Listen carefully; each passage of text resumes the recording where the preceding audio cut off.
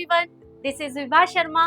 Welcome to my channel science magnified. और आज हम स्टार्ट करने वाले हैं क्लास 8 साइंस का chapter number first, crop production and management. जैसा कि चैप्टर के नाम से आप लोगों को आइडिया लग गया होगा कि चैप्टर के अंदर हम क्रॉप के बारे में पढ़ने वाले हैं। अब बात आती है कि क्रॉप का मैनेजमेंट क्या होता है। तो देखिए, क्रॉप के मैनेजमेंट में हम ये ध्यान रखते हैं कि हम क्रॉप का प्रोडक्शन कितने अच्छे तरीके से करवा सकते हैं। यानी हम क्रॉप की क्वालिटी को कैसे मेंटेन रख सकते हैं या कैसे बढ़ा सकते हैं, क्रॉप की क्वांटिटी को हम कैसे इंक्रीज कर सकते हैं, क्रॉप को हम पेस्ट वगैरह से कैसे बचा सकते हैं, क्रॉप को हम किस तरीके से वाटर सप्लाई कर सकते हैं। ये सारी की सारी जो चीजें हैं वो हम पढ़ेंगे अपने क्रॉप मैनेजमेंट के अंदर।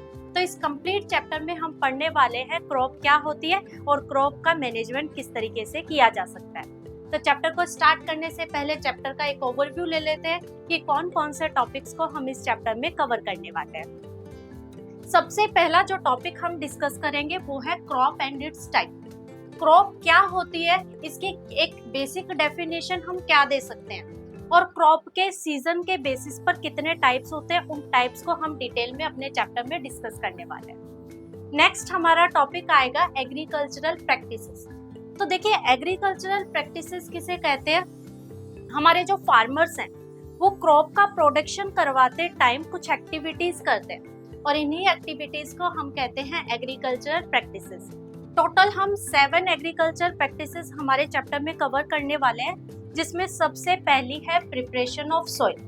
प्रिपरेशन ऑफ सॉइल होता है मिट्टी को तैयार करना। तो देखिए, मिट्टी को किस तरीके से तैयार किया जाता है और हमारी क्रॉप के लिए ये क्यों जरूरी है, ये सब हम डिटेल में डिस्कस करेंगे अपने फर्स्ट स्टेप के अंदर। नेक्स्ट है सोइंग। सोइंग कहते हैं मिट्टी में बीज बोना, ताकि जो बीज है वो जर्मिनेट होकर के हमें एक अच्छा प्लांट दे सके। तो सोइंग के टाइम हमें कौन कौन से स्टेप्स को ध्यान में रखना है, कौन कौन सी चीजें ऐसी हैं जो हमें सोइंग में हेल्प करेंगी, ये सारी चीजें हम देखने वाले हैं। नेक्स्ट हमारा स्टेप आएगा एडिंग मैन्योर एंड फर्टिलाइजर।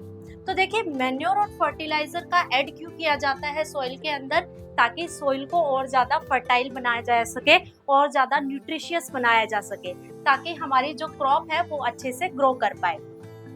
हमारा जो फोर्थ एग्रीकल्चर प्रैक्टिस आएगी वो आएगी इरिगेशन। इरिगेशन कहते हैं क्रॉप्स को वाटर सप्लाई करना। इसमें हम 2 मेथड्स देखेंगे, ट्रेडिशनल मेथड्स और मॉडर्न मेथड्स को डिस्कस करेंगे।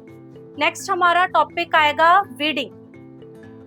वीडिंग कहते हैं कई बार जब हम क्रॉप ग्रो करवाते हैं तो क्रॉप के साथ साथ कुछ ऐसे अनवांटेड प्लांट्स ग्रो हो जाते हैं जो कि हमारी क्रॉप के साथ कंपटीशन करने लगते हैं, उनकी स्पेस लेने लगते हैं, उनका न्यूट्रिशन लेने लगते हैं। तो इन्हीं प्लांट्स को रिमूव करना कहलाता है वीडिंग। तो हम ये वीडिंग किस तरीके से, कौन कौन से मेथड से कर सकते हैं, इसको डिटेल में डिस्कस करेंगे।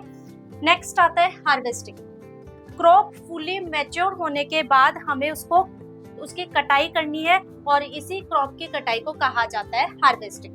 तो हम अपनी क्रॉप को किस तरीके से काट सकते हैं, कौन कौन सी ऐसी मशीन्स हैं जो हार्वेस्टिंग में यूज की जाती है, उन सब चीजों को डिस्कस करेंगे।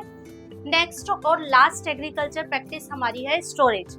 स्टोरेज हम क्यों करते हैं, क्योंकि हम क्रॉप का जो प्रोडक्शन है वो लार्ज स्केल पे करवाते हैं। अब जरूरी है कि उस क्रॉप को हमें पेस्ट वगैरह या बैक्टीरियल इन्फेक्शन से बचाना है, तो हमें एक ऐसी सुरक्षित जगह चाहिए जहां हम उसको स्टोर कर सकते हैं। तो स्टोरेज में हम पढ़ेंगे हम किस तरीके से अपनी क्रॉप को स्टोर रख सकते हैं। लास्ट टॉपिक हमारे चैप्टर का है एनिमल हस्बेंड्री।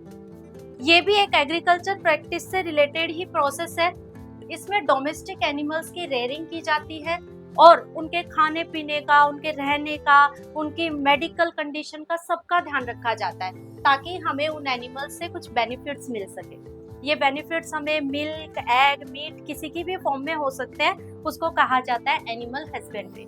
तो हम ये सारे जो टॉपिक्स हैं वो डिटेल में डिस्कस करने वाले हैं। तो चलिए स्टार्ट करते हैं हम अपने फर्स्ट टॉपिक से, क्रॉप एंड इट्स टाइप। तो सबसे पहले हम क्रॉप की डेफिनेशन देखते हैं। क्रॉप किसे कहते हैं। तो देखिए, जैसे हमारे जो फार्मर्स हैं वो अपनी फील्ड में किसी भी प्लांट को लार्ज स्केल पर ग्रो करवाते हैं, उन्हीं सारे प्लांट्स को हम कंबाइनली एक नाम दे देते हैं क्रॉप। तो अगर हम इसकी डेफिनेशन लिखना चाहें तो हम लिख सकते हैं when same kind of plant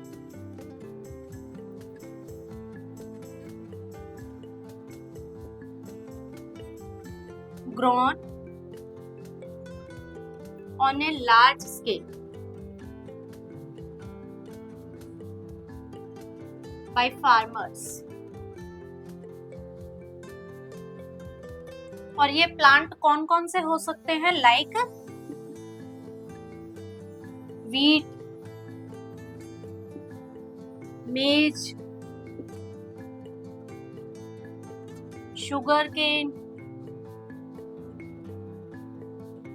vegetables और फ्रूट्स।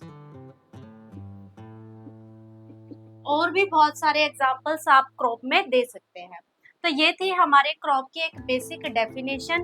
अब हम देखते हैं क्रॉप के टाइप्स।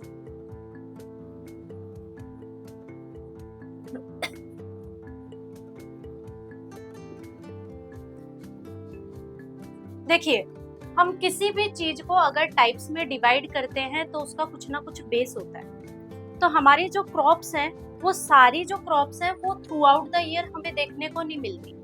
फॉर एग्जाम्पल अगर हम लेना चाहे तो मैंगो का एग्जाम्पल आप ले सकते हैं कि मैंगो जो है वो ओनली समर सीजन में आपको देखने को मिलता है। विंटर सीजन में आपको मैंगो देखने को नहीं मिलेगा। क्यों? क्योंकि जो मैंगो की जो क्रॉप है वो ओनली वार्म क्लाइमेट में क्या करती है? ग्रो करती है। जबकि जो विंटर का जो सीजन होता है वो काफी ज्यादा लो टेम्परेचर हो जाता है, तो ऐसे में मैंगो की क्रॉप ग्रो नहीं कर पाती। तो यानी इन क्रॉप्स का क्या होता है? एक बेसिक सीजन होता है, एक बेसिक इनकी क्लाइमेटिक रिक्वायरमेंट होती है जिनमें वो ग्रो कर पाती है। तो इसी बेसिस पर, सीजन के बेसिस पर हमने क्रॉप्स को दो टाइप्स में डिवाइड कर लिया है, और ये टाइप्स है खरीफ crop and rabi crop.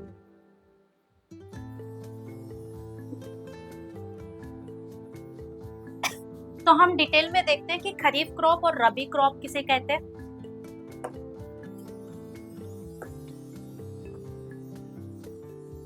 Chapter के नोट्स आपको डिस्क्रिप्शन में अवेलेबल करवा दिए जाएंगे, आप वहां से चेक कर सकते हैं।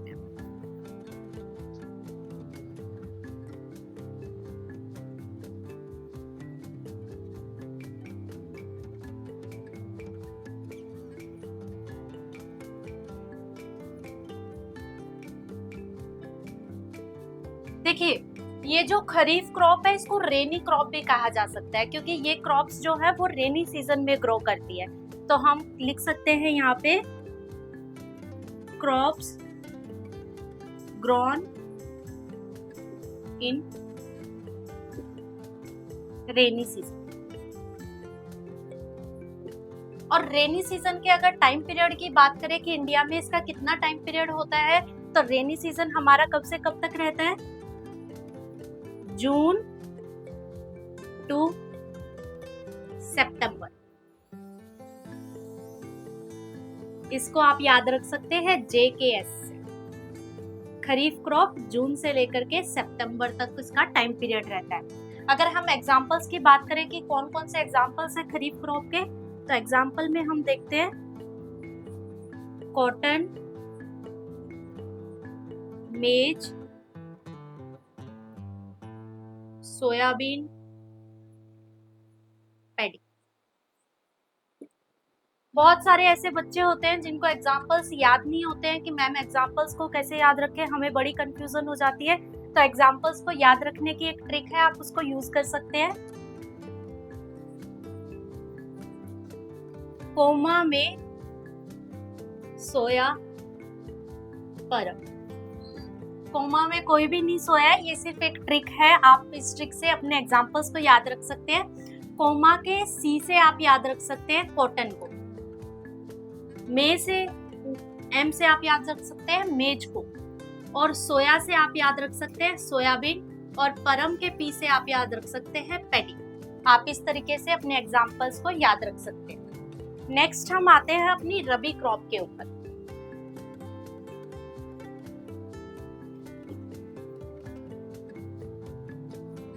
तो ये जो क्रॉप्स होती है ये विंटर सीजन में ग्रो की जाती है, तो हम लिख सकते हैं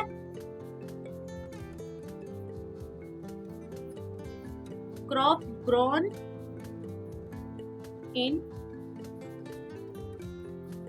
विंटर सीजन।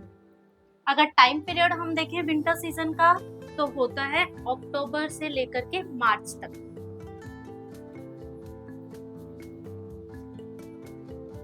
जिसको आप याद रख सकते हैं ORM से। रबी क्रॉप का टाइम पीरियड अक्टूबर से लेकर के मार्च तक। अगर एग्जांपल्स की हम बात करें तो हो गया वीट, ग्रेन, टी, मस्टर्ड और लिनसीड। अब उनकी ट्रिक्स देखी थी तो इसकी भी ट्रिक हम देखते हैं। We go play many levels. We go play many levels. V के W से आप याद रख सकते हैं वीट को, गो के G से आप याद रख सकते हैं ग्रेन, और प्ले के P से आप याद रख सकते हैं पी, और मैनी के M से आप याद रख सकते हैं मस्टर्ड को, और लेवल्स के L से आप याद रख सकते हैं लिनसीड को। तो ये हुए आपके रबी क्रॉप के एग्जांपल्स। यहाँ हमारा टाइप्स ऑफ क्रॉप कंप्लीट होता है। नेक्स्ट हमारा आता है एग्रीकल्चरल प्रैक्टिसेस।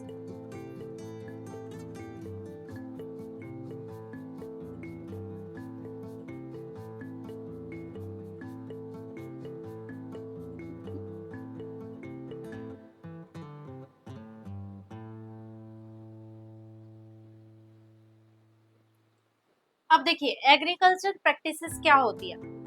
हमारे फार्मर्स जब भी क्रॉप को ग्रो करवाते हैं तो वो कुछ एक्टिविटीज करते हैं, और इन्हीं एक्टिविटीज को हम कहते हैं एग्रीकल्चर प्रैक्टिसेस। किसी भी क्रॉप को ग्रो करवाने के लिए ये एग्रीकल्चर प्रैक्टिसेस बहुत ज्यादा इम्पोर्टेंट है, जिनको हम स्टार्टिंग से पढ़ेंगे कि सबसे पहले कौन सी चीज हम करेंगे किसी क्रॉप को ग्रो करवाने के लिए। तो सबसे पहले किया जाता है प्रिपरेशन ऑफ सॉइल।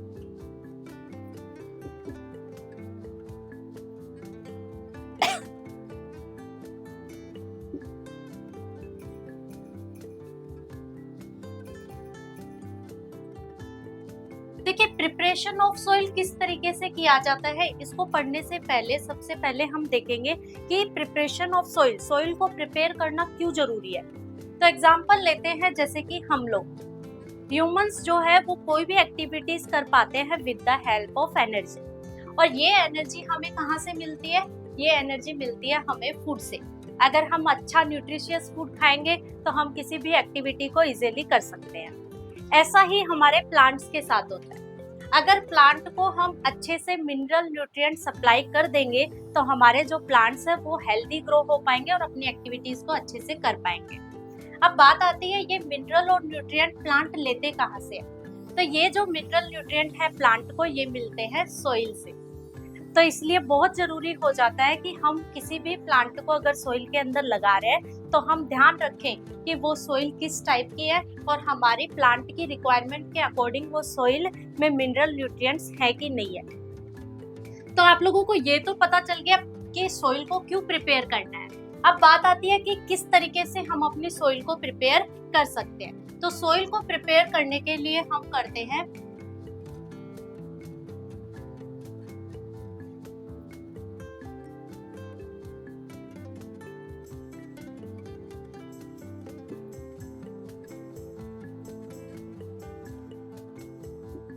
दो वर्ड मैंने आप लोगों के लिए लिखे हैं, loosening and turning of the soil. यानी सॉइल को लूज करके और सॉइल को टर्न करके हम अपनी सॉइल को प्रिपेयर कर सकते हैं। अब लूजनिंग क्या होता है?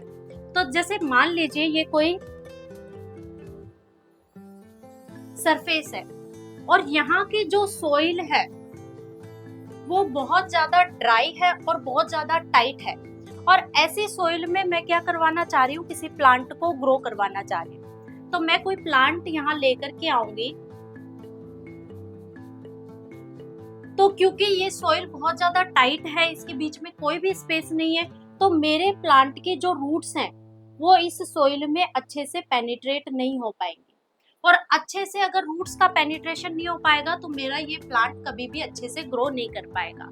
अगर मान लो मैंने किसी तरीके से इसको क्या है उस सोइल में लगा भी दिया, तो सोइल की मिट्टी इतनी ज्यादा टाइट है कि मेरे जो ये प्लांट्स की जो रूट्स हैं उनको क्या है एयर नहीं मिल पाएगी, और एयर नहीं मिल पाएगी तो ये जो प्लांट है ये रेस्पिरेशन नहीं कर पाएगा, और ऐसे में प्लांट कभी भी अच्छे से ग्रो नहीं कर पाएगा। इसीलिए प्लांट की ग्रोथ अच्छे से हो पाए मुझे यहाँ क्या करना पड़ेगा, अपनी सोइल को लूज करना पड़ेगा। और ये जो सोइल को लूज मैं करूंगी ये हाथों से तो नहीं करने वाली क्योंकि फील्ड बहुत ज्यादा बड़ी होती है, तो इसीलिए मैं यूज करूंगी कुछ टूल्स का। इन टूल्स की हेल्प से मैं अपनी मिट्टी को लूज करूंगी, और लूज करने की वजह से यहाँ की मिट्टी क्या हो जाएगी, पोरस हो जाएगी, यानी ढीली हो जाएगी। और पोरस मिट्टी में क्या होगा, मेरा प्लांट की रूट्स अच्छे से पेनिट्रेट भी कर पाएंगी, और पोरस सॉइल के अंदर अच्छे से हवा भी जा पास हो पाती है, जिसकी वजह से प्लांट को रेस्पिरेशन भी अच्छे से मिल पाएगा, और प्लांट को जो है वो स्पेस भी काफी अच्छे से मिल पाएगा, तो प्लांट की ग्रोथ अच्छे से हो पाएगी। इसीलिए जरूरी है कि मिट्टी को क्या किया जाए, लूज किया जाए। अब बात आती है टर्न क्या होता है, टर्निंग कैसे की जाती है मिट्टी की। तो देखिए जो सोइल होती है वो काफी सारी लेयर्स से बनी हुई होती है, और हमेशा जो प्लांट हम ग्रो करवाते हैं वो हमेशा करवाते हैं टॉप लेयर के ऊपर। अब देखिए क्योंकि सारे प्लांट्स हम टॉप लेयर के ऊपर ग्रो करवा रहे हैं, और एक के बाद दूसरा प्लांट, दूसरे के बाद तीसरा प्लांट, हम इसी जगह पे ग्रो करवा रहे हैं सारे प्लांट्स, तो जाहिर सी बात है कि यहाँ के जो मिनरल न्यूट्रिएंट है वो कंटिन्यूअसली यूज होते जा रहे हैं। ऐसे में इस लेयर में क्या आ जाएगी, मिनरल न्यूट्रिएंट्स की कमी आ जाएगी, और मैं वापस अगर अपनी क्रॉप को यहाँ ग्रो करवाना चाहूंगी तो क्रॉप कभी भी अच्छे से ग्रो नहीं हो पाएगी। ऐसी कंडीशन में मैं क्या करती हूँ, सोइल को टर्न करती हूँ।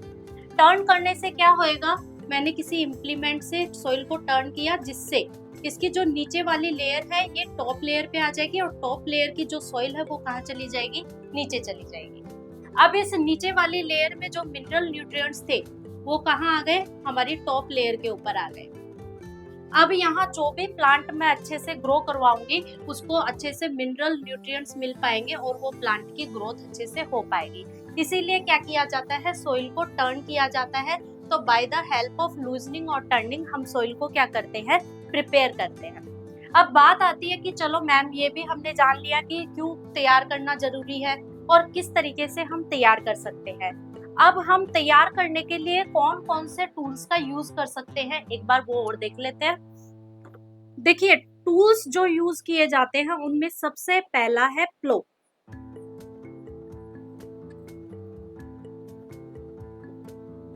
इसको हिंदी में कहते हैं हल। आप लोगों ने कभी ना कभी ये टूल देखा होगा क्योंकि बहुत पुराने टाइम से इस टूल का यूज किया जा रहा है, और ये क्या करता है, मिट्टी को लूज और टर्न दोनों करने में हेल्प करता है। इसका अगर स्ट्रक्चर हम देखना चाहें कि ये किस तरीके का दिखाई देता है,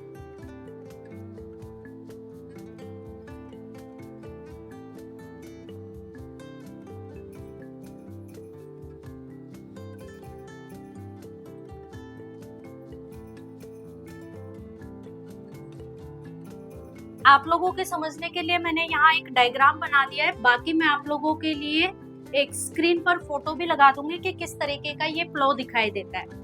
इस वाले पार्ट को बोला जाता है प्लो शेयर,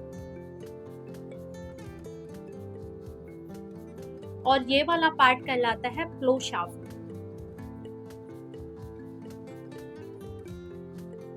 और ये कहलाता है बीम। इस टूल को बैल की हेल्प से भी और ट्रैक्टर की हेल्प से भी यूज किया जाता है। ये जो प्लो शेयर पार्ट आप देख रहे हैं ये बना होता है आयरन का, और मेन काम जो होता है वो इसी पार्ट का होता है, क्योंकि मिट्टी को जो कट करने का काम है वो करता है प्लो शेयर। और जो ये प्लो शाफ्ट है, ये प्लो और जिसका भी हम यूज कर रहे हैं, मान लीजिए हम बैल का यूज कर रहे हैं, तो बैल और प्लो को जो अटैच करने का काम करता है वो करता है प्लो शाफ्ट। तो इस तरीके का हमारा प्लो टूल होता है जिसको बहुत पुराने टाइम से यूज किया जा रहा है, और अभी भी कई लोग इसी को यूज करते हैं। नेक्स्ट हम देखते हैं सेकंड टूल, हो।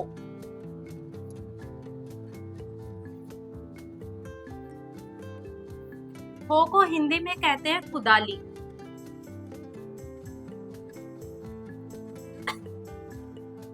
और ये एक बहुत बेसिक सा टूल है जो मिट्टी को लूज करने में और हमारी मिट्टी में अगर कोई वीड्स वगैरह प्रेजेंट है तो उन सब को उखाड़ने में यूज किया जाता है। अगर इसका स्ट्रक्चर देखें हम,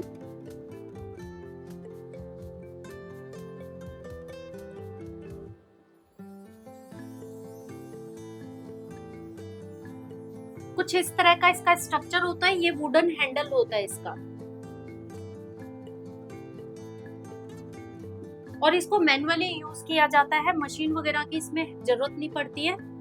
और ये जो आप पार्ट देख रहे हैं ये ब्लेड के जैसा होता है, शार्प होता है, जो मिट्टी को डिग करने में और वीड्स को रिमूव करने में काम आता है। इसको कहा जाता है हो, हिंदी में इसको कहते हैं कुदाली। नेक्स्ट जो टूल हमारी प्रिपरेशन ऑफ सोइल में यूज किया जाता है वो है कल्टीवेटर।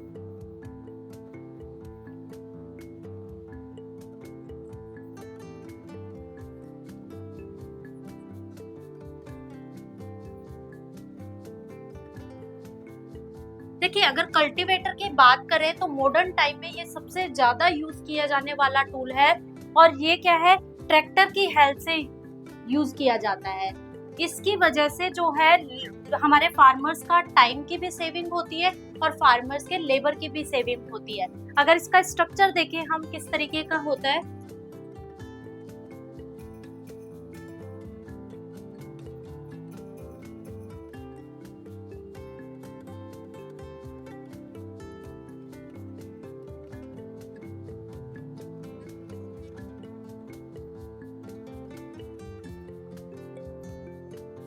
कुछ इस तरीके का इसका स्ट्रक्चर होता है। ये वाला जो पार्ट है ये ट्रैक्टर से अटैच रहता है, और यहाँ जो आपको ब्लेड जैसे जो पार्ट दिखाई दे रही है बहुत ज्यादा शार्प होते हैं। ये क्या करते हैं, मिट्टी को कट भी करते हैं और मिट्टी को टर्न करने के भी काम आते हैं।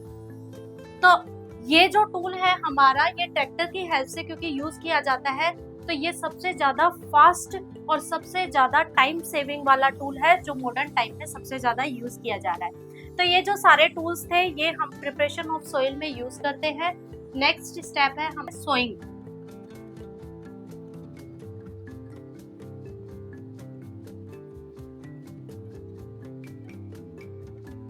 देखिए, सोइंग किसे कहते हैं हम, अभी तक तो हम क्रॉप को ग्रो करवाना हमने स्टार्ट भी नहीं किया। अभी तक हम कर रहे थे क्रॉप ग्रो करवाने से पहले सिर्फ सोइल को प्रिपेयर।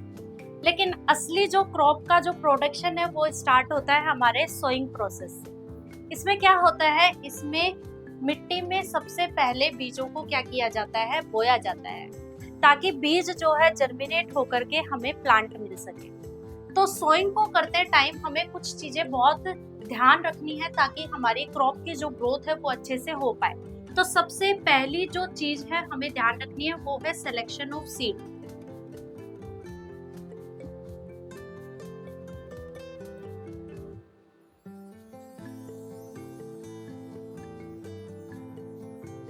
अगर हमने अपनी क्रॉप के लिए कोई ऐसा सीड ले लिया जिसकी क्वालिटी बहुत ज्यादा खराब है, तो बेसिक सी बात है हमारी जो क्रॉप आएगी वो भी कुछ अच्छी क्वालिटी की क्रॉप नहीं आएगी। तो जरूरी है कि हम क्रॉप ग्रो करवाने के लिए सबसे पहले एक अच्छे सीड का सिलेक्शन करें। अब बात आती है कि ये अच्छे सीड का सिलेक्शन करेंगे कैसे। तो एक एक्टिविटी है जिसके थ्रू हम पता कर सकते हैं कि कौन सा सीड अच्छा है और कौन सा सीड बुरा है। आपको लेना है एक वेसल, और इस वेसल को फिल कर लेना है वाटर से।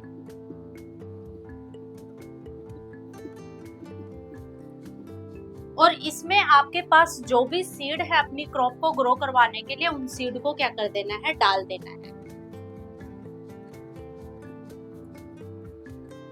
तो आप पाएंगे कुछ सीड तो आपको वाटर की सरफेस पर फ्लोट करते हुए मिलेंगे, और कुछ सीड जो है वो आराम से क्या हो जाएंगे, नीचे डेप्थ में जाकर के डिपॉजिट हो जाएंगे। तो देखिए, आप सबको पता होगा कि जिस भी चीज का वेट बहुत ज्यादा हल्का होता है, बहुत ज्यादा कम होता है, वो चीज पानी की सरफेस पे फ्लोट करने लगती है, और जो भी थोड़ी सी ज्यादा भारी रहेगी वो कहाँ चली जाएगी, पानी के अंदर डूब जाती है। तो यहाँ क्या है, जो सीड फ्लोट कर रहे हैं इसका मतलब उनका वेट क्या है, बहुत ज्यादा कम है। और वेट कम क्यों होगा? क्योंकि अंदर से क्या है, वो खोखले। और जो सीड हमारी डेप्थ के अंदर चले गए, इसका मतलब उनका वेट क्या है, ज्यादा है, तो यानी वो पूरे अच्छी क्वालिटी के सीड है। अब जो फ्लोट कर रहे हैं उन्हें हम कहेंगे बैड क्वालिटी सीड, और जो हमारे डेप्थ के अंदर डिपॉजिट हो गए उन्हें कहेंगे हम गुड क्वालिटी सीड। तो क्रॉप के लिए कौन सा सीड सिलेक्ट करोगे? ऑफ कोर्स जो डेप्थ के अंदर गए हैं वही सीड का सिलेक्शन हम अपनी क्रॉप के लिए करने वाले हैं। तो इस तरीके से आप सिलेक्ट कर सकते हैं कि आप अपनी जो क्रॉप है उसके लिए गुड सीड को किस तरीके से आप ले सकते हैं। तो नेक्स्ट हम देखते हैं, नेक्स्ट हमें क्या चीज ध्यान रखनी है सोइंग के लिए।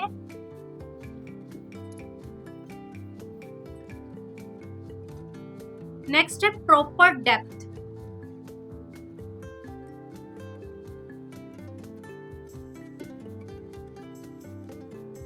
डेप्थ का मतलब होता है गहराई। आप जो भी सीड अपनी क्रॉप के लिए अपनी फील्ड में डाल रहे हैं वो एक प्रॉपर गहराई तक जाने चाहिए, प्रॉपर डेप्थ तक पहुंचने चाहिए।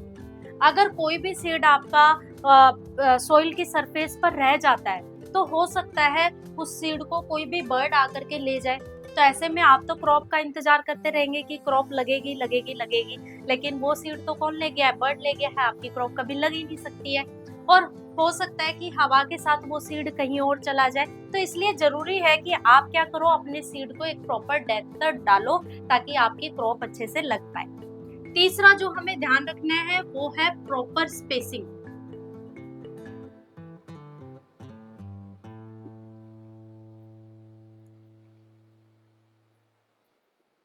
देखिए, प्रॉपर स्पेसिंग होना बहुत ज्यादा जरूरी है। हम सीड को अगर अपनी फील्ड के अंदर डाल रहे हैं, अगर हमने एक ही सीड को बहुत सारे सीड को हमने एक ही जगह पे डाल दिया तो ऐसे में क्या हो जाती है, ओवर क्राउडिंग हो जाती है। हमारे जो प्लांट क्या तो ग्रो करेंगे नहीं, और ग्रो कर भी गए तो वो एक दूसरे से स्पेस के लिए लड़ाई करेंगे, कंपटीशन करेंगे, और ऐसे में कोई भी प्लांट ग्रो नहीं हो पाएगा अच्छे से। तो जरूरी है कि प्रॉपर स्पेसिंग होनी चाहिए हमारे सीड के बीच में। अब आता है मेथड्स ऑफ सोइंग।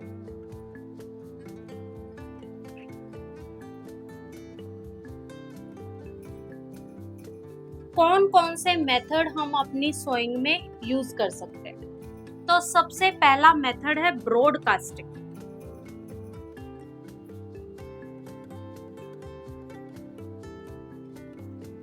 देखिए, ये बहुत सिंपल और बहुत इजी मेथड है।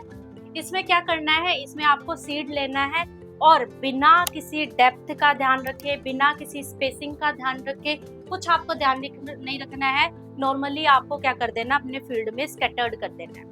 अब क्योंकि आसान चीजें होती है तो उनके कुछ ना कुछ डिसएडवांटेज भी होते हैं। तो ब्रॉडकास्टिंग के भी बहुत सारे डिसएडवांटेज देखने को मिल जाते हैं। पहला डिसएडवांटेज तो ये है कि प्रॉपर स्पेसिंग का कुछ भी ध्यान नहीं रहता। हो सकता है कि किसी जगह ओवर क्राउडिंग हो गई हो और किसी जगह सीड गया ही नहीं हो, तो ऐसी जो प्रॉब्लम देखने को मिलेगी उसमें हमारी क्रॉप कभी भी अच्छे से ग्रो नहीं हो पाएगी और एक प्रॉपर डेप्थ भी नहीं मिल पाती है।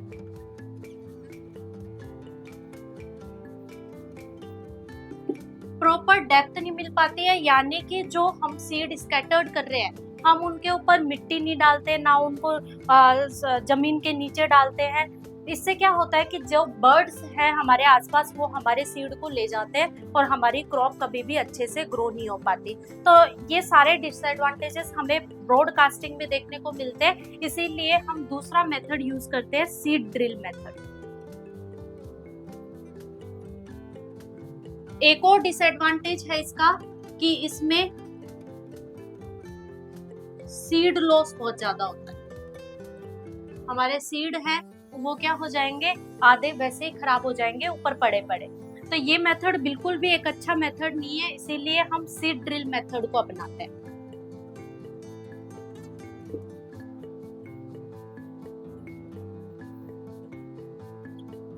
सीड ड्रिल मेथड में हम एक टूल का यूज करते हैं जिसका नाम है सीड ड्रिल। स्ट्रक्चर मैं आपको बना के दिखा देती हूँ इधर ही।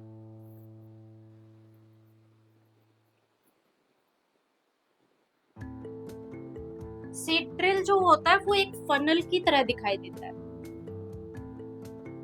इस तरह की एक फनल लाइक स्ट्रक्चर होता है जिससे एक सीधी पाइप जाती है, और ये वाला जो पार्ट होता है वो बहुत ज्यादा शार्प पार्ट होता है। इसमें क्या किया जाता है, ऊपर से सीड को डाला जाता है और ये वाला पार्ट होता है हमारी मिट्टी के अंदर होता है।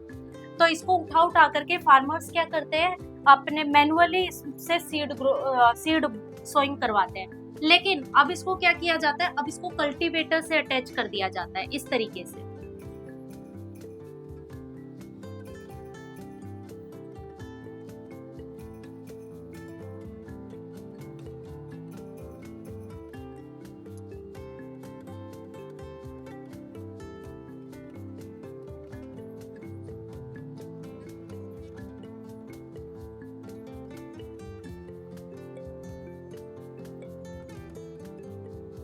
इससे क्या होता है, जब हम मिट्टी की टिलिंग और लूजनिंग करते हैं उस टाइम ही सीड को क्या कर दिया जाता है, मिट्टी में सो कर दिया जाता है। इससे प्रॉपर डेप्थ भी मिल पाती है सीड को और प्रॉपर स्पेसिंग भी मिल पाती है, और फार्मर्स की जो मेहनत है वो भी कम हो जाती है और लेबर भी कम लगता है। तो इस तरीके का जो मेथड है वो सबसे ज्यादा मॉडर्न टाइम पे यूज किया जाने वाला मेथड। तो ये था हमारा सोइंग टॉपिक। नेक्स्ट हम पढ़ते हैं, देखिए नेक्स्ट टॉपिक है हमारा एडिंग मैन्योर एंड फर्टिलाइजर। तो मैन्योर और फर्टिलाइजर्स क्या होते हैं, बेसिकली ये वो सब्सटेंसेस होते हैं जिनको हम अपनी सोइल की फर्टिलिटी बढ़ाने के लिए यूज करते हैं, ताकि हमारी सोइल अच्छे से फर्टाइल हो पाए और हमारी जो क्रॉप है उसको अच्छे खासे न्यूट्रिएंट मिल पाए और क्रॉप की ग्रोथ अच्छे से हो पाए। अब बात आती है फर्टिलाइजर और मैन्योर बनते कैसे। तो मैन्योर जो है वो एक नेचुरल सब्सटेंस है जो कि हमारे वेस्ट मटेरियल से बनता है, जैसे कि काऊ डंग हो गया या फिर हमारे जो किचन वेस्ट हो गया, जिसमें चाय पत्ती वगैरह हो गई, सब्जियों के छिलके, फ्रूट्स के छिलके हो गए, इन सब के डीकम्पोजिशन से तैयार होता है मैन्योर। और ये हमें कहीं भी जाने की जरूरत नहीं है कि हम कहीं मैन्योर बनाने के लिए कहीं हमें जाना पड़े, ये हम अपनी फील्ड में भी प्रिपेयर कर सकते हैं। करना क्या है, मैन्योर के लिए आपको एक पिट बनाना है, पिट मतलब खड्डा बनाना है आपको, और आपके पास जो भी आपका ऑर्गेनिक वेस्ट है, नेचुरल जो वेस्ट है आपका, उस खड्डे में क्या कर देना है, डाल देना है और उस खड्डे को ऊपर से बंद कर देना है। आप देखेंगे कुछ टाइम बाद उन सारे वेस्ट का डीकम्पोजिशन होकर के एक मटेरियल तैयार होगा और उसी मटेरियल को कहा जाता है मैन्योर। और ये डीकम्पोजिशन कौन करते हैं हमारे वेस्ट मटेरियल का, माइक्रोब्स, अर्थवॉर्म। अब अर्थवॉर्म की अगर बात आई है तो अर्थवॉर्म एक बहुत अच्छा डीकम्पोजर है जिसको फार्मर्स फ्रेंड भी कहा जाता है। ये आप लोगों के क्वेश्चन भी आता है कई बार कि फार्मर्स फ्रेंड किसको कहा जाता है, तो आप बोलेंगे अर्थवॉर्म को फार्मर्स फ्रेंड बोला जाता है। अब क्यों बोला जाता है अर्थवॉर्म को फार्मर्स फ्रेंड, तो वो इसलिए बोला जाता है कि अर्थवॉर्म का जो एक्सक्रीटा होता है वो एक मैन्योर की तरह ही काम करता है। जिस भी मिट्टी में हमें अर्थवॉर्म मिलेंगे वहाँ की मिट्टी बहुत अच्छी फर्टाइल मिट्टी होएगी, तो इसीलिए अर्थवॉर्म को फार्मर्स का फ्रेंड बोला जाता है। और ये अच्छे खासे डीकम्पोजर भी होते हैं जो हमारे वेस्ट मटेरियल को डीकम्पोज करके मैन्योर का फॉर्मेशन करते हैं। तो मैन्योर क्योंकि नेचुरल चीजों से बन रहा है तो ये हमारे लिए किसी भी तरह का हमारे एनवायरनमेंट को हार्म नहीं पहुंचाता। और अगर हम बात करें फर्टिलाइजर्स की, तो फर्टिलाइजर्स जो होते हैं वो प्योरली केमिकल सब्सटेंसेस होते हैं जो कि मैन मेड होते हैं, यानी ह्यूमंस उनको खुद बनाते हैं। ऐसे फर्टिलाइजर्स जो होते हैं उनमें सबसे ज्यादा न्यूट्रिएंट्स पाए जाते हैं जो कि प्लांट्स को जरूरी होते हैं। अब बेसिक सी बात है, अगर कोई चीज इंसान खुद बना रहा है तो वो तो इन चीजों का ध्यान रखेगा कि किसकी जरूरत प्लांट को सबसे ज्यादा है, तो वो क्या करता है, फर्टिलाइजर बनाते टाइम उन न्यूट्रिएंट्स को सबसे ज्यादा डालता है जो कि प्लांट को सबसे ज्यादा जरूरी होते हैं। तो यानी फर्टिलाइजर की हम बात करें तो फर्टिलाइजर न्यूट्रिएंट रिच होते हैं, जबकि मैन्योर में आपको सारी चीजें मिलेंगी, ऐसे न्यूट्रिएंट भी मिलेंगे जो प्लांट को ज्यादा जरूरी नहीं होते हैं। अगर हम बात करें मैन्योर और फर्टिलाइजर के डिफरेंस की, तो मैंने यहाँ पे आप लोगों के लिए एक टेबल बनाई है जो आप लोगों के लिए काफी ज्यादा बेनिफिशियल रहने वाली है कि मैन्योर क्या होते हैं, फर्टिलाइजर्स क्या होते हैं। सबसे पहला है सोर्स, कि हमें मैन्योर कहाँ से मिलता है, फर्टिलाइजर कहाँ से मिलता है। Natural from animal dung, plant waste. Manure जो है वो हमें वेस्ट से मिलता है, नेचुरल वेस्ट से, वो चाहे एनिमल डंग की बात ले लो आप, या फिर आप किसी प्लांट वेस्ट की बात ले लो। प्लांट वेस्ट का मतलब जो पत्तियां होती हैं वो सारी भी क्या है, डिकम्पोज होकर के लिए हमारे लिए मैन्योर का काम करती है। तो और बात करें अगर फर्टिलाइजर की, तो फर्टिलाइजर केमिकल और सिंथेटिक सब्सटेंसेस होते हैं। सिंथेटिक का मतलब होता है मैन मेड, जिनको इंसान खुद बनाता है। तो इसके अंदर सारे केमिकल्स का यूज किया जाता है, इसीलिए ये केमिकल सब्सटेंस होते हैं, बिल्कुल भी नेचुरल नहीं होते हैं। नेक्स्ट अगर हम बात करें न्यूट्रिएंट कंटेंट की कि कितना न्यूट्रिएंट इनमें मिलता है, तो मैन्योर में जो न्यूट्रिएंट का कंटेंट होता है वो लो होता है कंपैरिजन करें तो फर्टिलाइजर के। फर्टिलाइजर्स में न्यूट्रिएंट कंटेंट काफी ज्यादा देखने को मिलता है। नेक्स्ट है स्पीड ऑफ इफेक्ट, कितने स्पीड से ये इफेक्ट डालते हैं। तो मैन्योर का जो इफेक्ट होता है वो स्लो होता है, ये धीरे धीरे न्यूट्रिएंट प्रोवाइड करवाता है प्लांट्स को, जबकि जो फर्टिलाइजर्स है उनका इफेक्ट बहुत ज्यादा फास्ट होता है। अगर बात करें हमारे इन्वायरमेंट के लिए ये कितने अच्छे या कितने बुरे रह सकते हैं, तो जो मैन्योर है वो इन्वायरमेंट के लिए इको फ्रेंडली होता है, क्योंकि ये नेचुरल है, ये किसी भी टाइप का हमारे एनवायरनमेंट में पोल्यूशन क्रिएट नहीं करेगा और एनवायरनमेंट के लिए बिल्कुल कैसा रहेगा, फ्रेंडली रहेगा। जबकि फर्टिलाइजर्स को अगर हम स्मॉल अमाउंट में यूज कर रहे हैं तब तो ठीक है, कोई भी हार्म नहीं पहुंचाएगा, लेकिन अगर हम एक्सेसिव यूज कर रहे हैं फर्टिलाइजर्स का तो ये हमारे एनवायरनमेंट के लिए हार्मफुल हो सकता है। नेक्स्ट अगर हम बात करें कि ये कितने एक्सपेंसिव हो सकते हैं, तो कॉस्ट में देखें तो मैन्योर हमारे लिए एक तरह से फ्री रहता है, क्योंकि ये वेस्ट से बनता है, और अगर फिर भी हमें कहीं से लेना पड़े तो इसकी कॉस्ट क्या होती है, लो होती है। जबकि फर्टिलाइजर्स जो होते हैं वो हम मार्केट से लेते हैं और ये काफी ज्यादा एक्सपेंसिव होते हैं। तो ये था हमारे मैन्योर और फर्टिलाइजर का एक डिफरेंस।